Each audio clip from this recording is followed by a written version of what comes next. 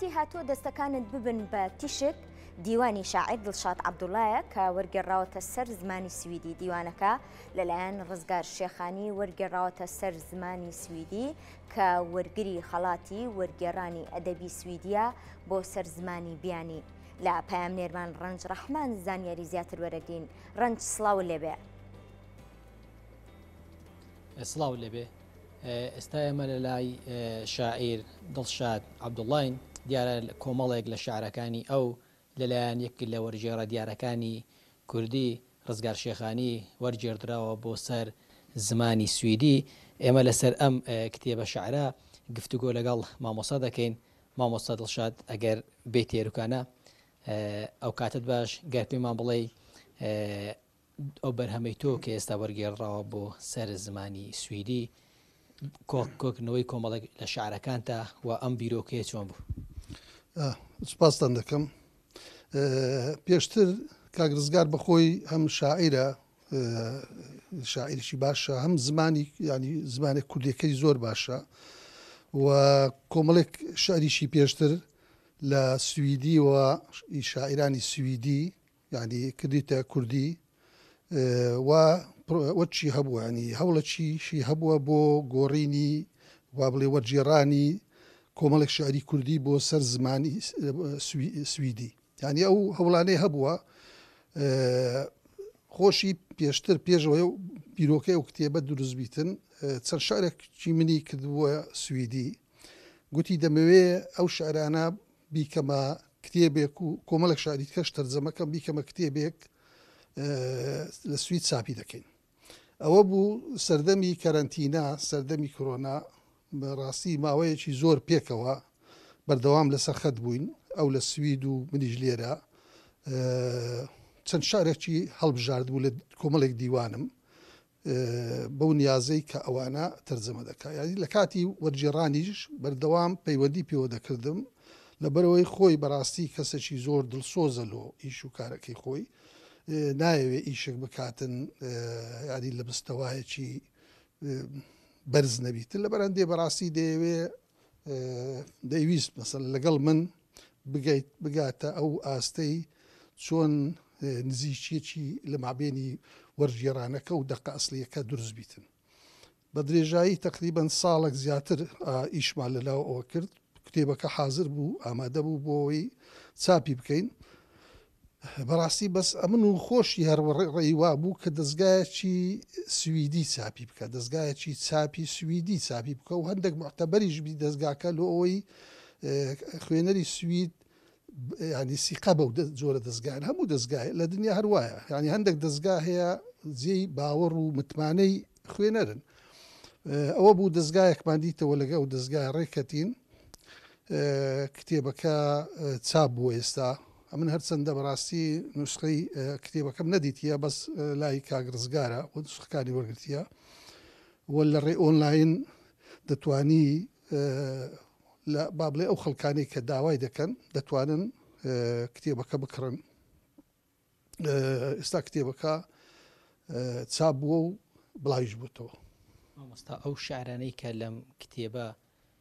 بڵاو کراوەتەوە خۆت ئاماژە پێدا کۆمەڵێک شعرن لە چەند کتێبێکی جیاواز وەرگیراوە هی بەڕێستان. خۆت ئەم جۆرە شعرەکان اختیار کردیان مامۆستا خۆی دیاری کرد و چۆن لەسەر ئەم ژمارە شعرە ڕێککەوتن لەبەرەوەی لە کۆمەڵێک کتێبی جیاواز شعرەکان وەرگیراوە؟ وڵا خۆی هەڵی بژاردووە، هەڵبژاردنەکە ئەو هەڵبژاردننی کاک ڕزگار بووە خۆی. دوای ئەوەی کە هەڵی بژارد بوو وەریشی جێڕابوو بۆ سویدی. بەنە من سویدی نازانم، لەبەرەندێ نازانم ینی ئاستی وەرگێڕان و شتەکەی، بەڵام برادەرێکی نووسەرێکی سویدی هەیە بە ناوی جۆن سوید مارک، ئەوە نووسینێکی لەسەر شعرەکان نووسیە و کرایتە پێشەچی کتێبەکە و بە خۆی نووسەرێکی سویدیە. ئەو زۆر ڕای لە تەرجەمەکەیە و ئەوەش ینی جوانیش باسی ئەزمموی شعری منی کردیە لە یەک بکرێنەوە. ینی سەرم سوورماگوتمەوە چۆن توانی بە یەک جار یەک کتێب بخوێنتەوە ئەو ئینتیباعات جوانە لەسەر ئەزمموی شاعیرێکی کورد بنووسەوە.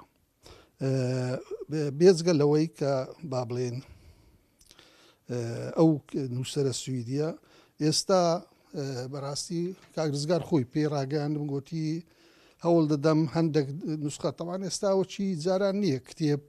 لە کتێبخانە و بە پۆست بە ئاسان زەحمەتە گەیاندنی کتێب زیاتر کتێب بە ئۆنلاین دەنێردرێ ئەوە خەڵک گوتی دەینێرم بۆ هەندێک نووسری دیاری سویدی و دەینێرم بۆ هەندێک دەستگای ئەدەبی گۆڤاری ئەدەبی بۆ بڵاوکردنەوە ئەوانش هەمووی کاری زەحمەتە چونکە بەڕاستی ئەو کارانە کاری دەوڵەتن کاری حکوومەت و مؤسساتی حکومینە کاری کەسێک نییە وەرژێڕێک زۆر زەحمەتە بتوانێت ئەو شتانە بکە تەرجەمە بکە و دوایەوە تەبعیشی بکە و ئەو جا بڵاویش بکاتەوە بینێری بێ ئەو شوێنانە خۆی بەڕاستی ئەوە کاری حکوومەت بوو کاری دەستگا ڕۆشەبیریەکانی کوردستان بوو دەبایە خەمی ئەوە بخۆن ناساندنی ئەدەبی کوردی بە دنیا کە بەڕێی من ئەوە باشتر قازانجێکی باشتر دەگەینی بە هەم وەک ناساندنی میلەتەکە ناساندنی کللتورەکەی ناساندنی ڕابردووەکەی ئەیتر زۆرترین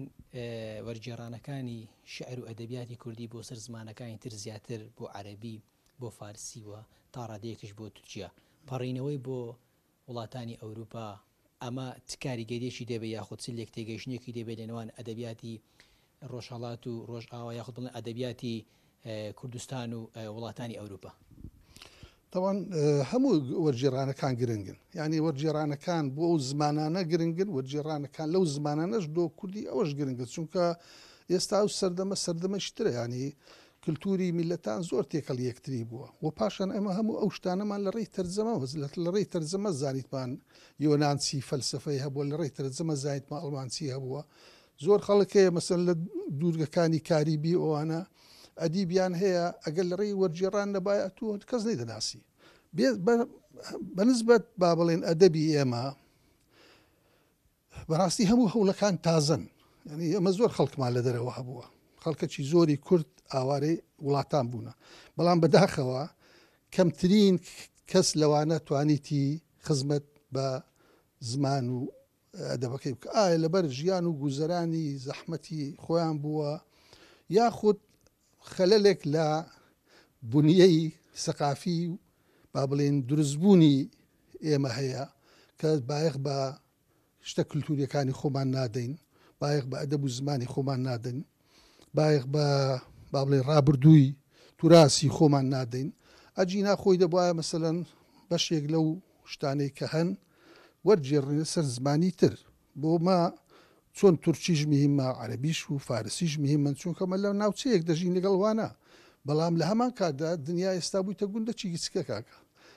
دروودە چیگسکە لە مۆبایلە چۆن دەجێ دەبیتەوە لەبەرەندێ وەرگێڕان بۆ هەر زمانەکانی تری ئیسپانی فەرەنسی سویدی ئینگلیزی هەموو ئەوانە گرنگن بەڵام چی وەردەجێڕی ینی ئەوەش دیوەچتری مۆزوعەکە چی وەردەجێڕی لەوەش گرنگ کرد چێ چاپی دەکە ئەتو ئێستا زۆر دەبینی لێرە کتێب هەیە کرایتە ئینگلیزی لە کوردستان چاپ بووە لە کوردستان دەدەیە چێت و دووسێ نوێنەری وڵاتان دێ ئەوانی زۆر ئیتیماماتی ئەدەبیان نییە دێ مەسەریان دووسێت وەک دێن تیپ و یان با بڵێن ئەوە دێن ینی وەفدەک دێتن هەتوو مەسەرەن چەند دانەیە لەو کتێبەش دێ ڕەنگە بەشێکی زۆریان زۆر ئیتیمامیان بەس لە ئەدەب و یان ئەو کتێب مەزالە نەبی کە تو کتێبەکەی دەدەیە دەبی لە تەرجەمە دەبی چی تەرجەمە دەکەی ئەوە زۆر مهمە و چۆن زمانەکە زۆر مهمە هەڵبژاردن و زمانەکە لەگەڵ ئەوەش ئەو دارنەشتەی ئەو شوێنەی کە چاپی دەکاتن ئەتوو مەسەرەن کتێبی سویدی لێرە چاپ بکەم هیچ کەلچی نییە بەڵام تو بچی مەسەرەن دارنەشتی سویدی لۆ چاپ بکاتن واگە دارنەشتەکە دارنەشتی معتەبەر بی ناسراوبی لە نایەن با بڵێن خوێنەری سویدیەوە زۆر گرنگترە هەروە مەسەرەن بۆ زمانی ئینگلیزی بۆ زمانی فەرەنسی زۆر گرنگە ئەو شتانی کە وەردەجێڕێن لەو شوێنانە لە دەرەوەی لەو شوێنانە لە ناوەندە با بڵێن سەقافیەکانی دنیا چاپ بکرێن ئەوەش طبعاً کارێکی و ئاسان نییە ینی زەحمە نەبی ینی ئەگەر لە ڕووی با بڵێن جەستەییش یاخود توانای جەستەییش بتوانین مەسەرەن بزاڵبی بەسەری بەڵام مەسەرەن دیوە مادیەکەی کە مەسەن وەرگێڕێ ناتوانانی ئەو هەموو کتێبە وەرگێڕی و چاپی بکاتن و بینێری بۆ ئەوشتانە زەحمەتە ئەنی بۆ کەسێک زەحمەتە بەڵام خۆی بەڕاستی دەبواە حکوومەت بە میزانیەشی تایبەتی هەبایە بۆ ئەوشتانە ناوەندە ڕۆشنبیریەکان وەک وەزارەتی ڕۆشنبیری ئەوانە بلای لەو شتانە کردبایەوە ئەو خەڵکەشیان ڕزگار دەکرد لەوەی کە ئەو هەموو ئەرکە بکەوێتە سەرشانی وەرگێڕک. سپاس دەکەم مامۆستاژە زۆر سپاس. بەڵێ ئەمە تەواوی زانیاریەکان بوو تایبەت بە کتێبی کاتیەوە هاتووە دەستەکان ببن بە تیشک کە لە نووسینی مامۆستا دڵشاد عەبدوڵڵایە بەڵام وەرگێڕدراوە بۆ سەر زمانی سویدی.